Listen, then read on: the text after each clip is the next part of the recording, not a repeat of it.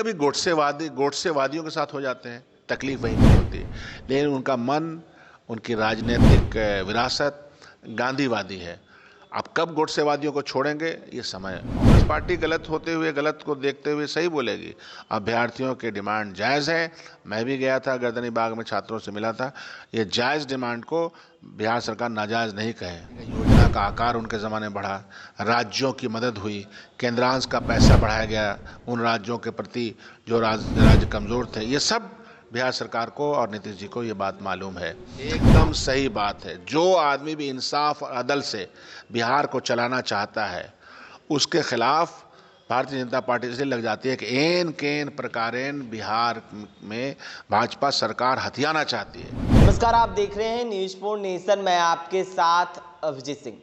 बिहार के मुख्यमंत्री नीतीश कुमार आज दिल्ली के लिए रवाना हुए हैं। भारत के पूर्व प्रधानमंत्री मनमोहन सिंह के परिवार वालों से मुलाकात करेंगे। जिस तरह से उनके निधन के बाद आज पहली बार जो मुख्यमंत्री नीतीश कुमार है वो दिल्ली के लिए रवाना हुए, और जिस तरह से नाराजगी की भी बात हुई है वो कही जा रही है मुख्यमंत्री को लेकर। हमारे साथ बात करने के लिए कांग्रेस के विधायक दल के नेता डॉक्टर शकील अहमद खान है। सर, आज मुख्यमंत्री नीतीश कुमार दिल्ली के लिए रवाना हुए हैं, मनमोहन सिंह के परिवार वाले से मुलाकात करेंगे क्या? नहीं, ये तो जाना ही चाहिए, और गए हैं तो बहुत अच्छी बात है, क्योंकि सरदार मनमोहन सिंह जी की शख्सियत बहुत ऊंची शख्सियत थी। शालीन, सौम्य, ऑनेस्ट, इतने बड़े पद पर रहने के बावजूद जिस तरह से उन्होंने अपने जीवन का कंडक्ट किया, पूरा परिवार मैं जानता हूँ जिस तरह से ईमानदारी से अपने जीवन गुजारती है, वैसा तो आज के दिन में बहुत कम ही मिलता है। एक पढ़ा लिखा विद्वान, एक इकोनॉमिस्ट, अर्थशास्त्री, जिन्होंने 10 साल तक इस देश को संभाला, और ऐसे वक्त में संभाला जब दुनिया में इकोनॉमिक रिसेशन था। ऐसे में भारत को कहीं पर भी झुकने नहीं दिया। डॉलर के मुकाबले हिंदुस्तान के रुपया को बढ़ाया, पॉलिसीज़ के माध्यम से आम लोगों की मदद की। मनरेगा हो, राइट टू इन्फॉर्मेशन हो, वो सूचना का अधिकार के साथ साथ ज़मीन अधिग्रहण कानून हो, या फूड फॉर पुअर हो, ये सब के कानून बनाए। ट्राइबल्स के लिए कानून बनाया, जल जमीन का अधिकार का कानून बनाया। तो ऐसे लोग जो उनके प्रधानमंत्री काल में आम आदमी के को एम्पावर्ड हुए, तो ऐसे लोगों को याद करना चाहिए, श्रद्धांजलि देनी चाहिए। मुझे अफसोस है भारतीय जनता पार्टी पर कि भारतीय जनता पार्टी की यह सरकार है, और ये कहती भी है, मान भी रही है, मरणोपरांत ही सही, लेकिन उनके कंट्रीब्यूशन को मानती है, क्योंकि दुनिया मानती है। लेकिन उनको जिस तरह से उनकी समाधि फ़ौरन बना करके ज़मीन आवंटन परसों ही रात को कर देना चाहिए था, और फैमिली को बता देना चाहिए था, वो उसने किया नहीं। तो इसका मतलब है कि सरदार मनमोहन सिंह जी जो बहुत ही असाधारण प्रधानमंत्री थे, और जितनी बड़ी शख्सियत थी, तो उनको उसी तरह से सम्मान उनको देना चाहिए था, जो उसने नहीं दिया। लेकिन जिस तरह से मुख्यमंत्री नीतीश कुमार मुलाकात करने गए थे, गए हैं, उनका भी काफ़ी अच्छा रिलेशन था, क्योंकि जब बिहार के मुख्यमंत्री जब उन्होंने पद संभाला उस समय प्रधानमंत्री के तौर पर मनमोहन सिंह ही थे, और नाराजगी की भी बात कही जा रही है मुख्यमंत्री को। मुझे याद अच्छी तरह है कि 2005 में सरकार बनी थी। 2007 में मैंने खुद यहाँ पर नेहरू युवा केंद्र का बहुत बड़ा फेस्टिवल किया था, जिसमें मुख्यमंत्री थे। उसी ज़माने में प्लानिंग कमीशन के एक मेंबर यहाँ आए थे, और अनाउंसमेंट हुआ था कि बिहार सरकार ने जब जितना मांगा पैसा, और तो भारत सरकार ने किसी भी तरह का कोई डिस्क्रिमिनेशन नहीं किया। आप देखिएगा, योजना का आकार उनके ज़माने बढ़ा, राज्यों की मदद हुई, केंद्रांश का पैसा बढ़ाया गया उन राज्यों के प्रति जो राज्य कमज़ोर थे। ये सब बिहार सरकार को और नीतीश जी को ये बात मालूम है। आप देखिए, केंद्रांश का पैसा 90% तक बहुत सारी योजनाओं में केंद्र उस ज़माने में दिया करते थे बिहार को। उसकी वजह ये थी कि बिहार हमारा पिछड़ा और गरीब राज्य है। तो यह सारी बातें मनमोहन सिंह जी ने एक इंसाफ पसंदाना रवैया के तहत किया। ये उस सरकार की तरह नहीं है आज की सरकार, जो माननीय प्रधानमंत्री मोदी जी की सरकार है, कि जहाँ इंसाफ दिखता ही नहीं है। अगर कोई राज्य में आपकी सरकार नहीं है तो वहाँ पैसा नहीं जाएगा, वहाँ पैसों का आवंटन नहीं होगा, समय से नहीं दिया जाएगा, सताया जाएगा, परेशान किया जाएगा। ये तो हमने असेंबली के पटल पर देखा है। तमाम हमारे मिनिस्टर्स आफ्टर मिनिस्टर्स ने ये बताया कि भारत सरकार उनको पैसे नहीं देती है समय पे।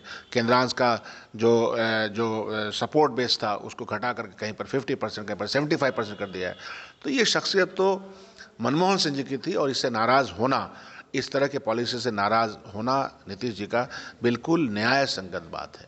नहीं, वो बीजेपी से नाराज इस तरह की बात कहे जा रहे हैं, क्योंकि वो कई ऐसे बिहार में जो एजेंडे हैं वो बीजेपी चला रहे हैं। इसीलिए कह रहा हूं कि भारतीय जनता पार्टी से नाराज होना एकदम सही बात है। जो आदमी भी इंसाफ और अदल से बिहार को चलाना चाहता है, उसके खिलाफ भारतीय जनता पार्टी इसलिए लग जाती है कि एन केन प्रकारेण बिहार में भाजपा सरकार हथियाना चाहती है, जो कि नामुमकिन है।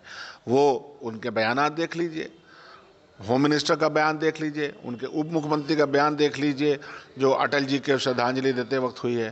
तो ये तो इशारा कर रही है ना कि बिहार पर नीतीश जी के साथ रह करके धोखा देकर कब्जा करने का मन है, तो इससे विक्षुब्ध होना तो जायज़ बात है। राहुल गांधी से भी मुलाकात हुई, तो क्या लगता है ये सब की चर्चा चलेगी राजनीति की? जब मिलेंगे, देखिए ये तो शोक का वातावरण है, ऐसे में नेता एक दूसरे से मिलेंगे, बातचीत होगी और होना ही चाहिए, उसमें क्या कमी है?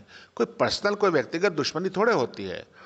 तो क्या लग रहा है अलायंस महागठबंधन बिहार में उनको स्वागत करेगी? जिस तरह से अभी मुख्यमंत्री को लेकर जो चर्चाएं चल रहे हैं कि तेजस्वी यादव ने बोले कि ऐसी बात नहीं है, कई बातें नहीं, इस पर हम कुछ भी नहीं बोल सकते हैं। मैं इतना मानता हूं कि नीतीश जी गांधीवादी हैं। गांधी से पहले बापू सभागार से लेकर के बापू टावर, हर चीज़ बापू के नाम पे करते हैं। उनके टेबल पे बापू का सात संदेश लिखा रहता है।